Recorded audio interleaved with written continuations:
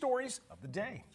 Yeah, we begin with the president-elect and the current president meeting today at the White House. Plus, Jack Smith, the special counsel that has been investigating Donald Trump, is stepping down. We'll have the reason behind his decision.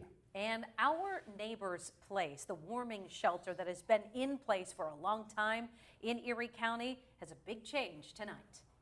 We want to start, though, with President-elect Donald Trump returning to the White House at the invitation of President Joe Biden today. It is an invitation Biden never received from Trump when the tables were turned after the last presidential election in 2020, when Trump refused to concede the election results and worked to delay Biden from taking office. Biden is working towards a civil transition from one administration to the next. In the Oval Office, the former rivals shook hands, and Biden then congratulated Trump and wished him a smooth transition.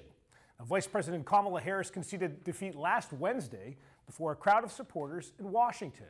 This week, Trump is in Washington working on his transition back to the White House, which will take place in January, and he's tapping a number of new cabinet members to join his administration. Yeah, he's really been doing that over the last few days. Very busy. The New York Times is reporting that Jack Smith is planning to step down as special counsel before Trump takes office. He's been investigating the president-elect. People familiar with his plan say he doesn't want others to finish his work. He also wants to get ahead of Trump's promise to fire him within, quote, 2 seconds of being sworn in. He's working to wind down a pair of complex investigations against Donald Trump that were slowed by the courts and ultimately made moot by Trump's win.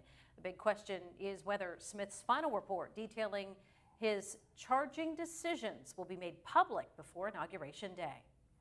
And Erie News Now broke the story yesterday that the Prison Pre-Release Center at 450 East 16th Street will have a new purpose, and today Erie County officials and their partners cut the ribbon, turning the building into the Community Resilience Center. It will be home to Our Neighbor's Place overflow shelter that gives people experiencing a housing crisis a place to stay overnight during cold winter months.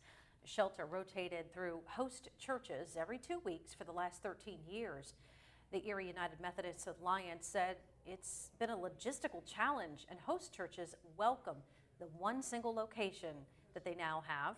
Erie County Executive Brenton Davis says this is just the beginning of his vision to add wraparound services to help people on a path to finding permanent homes.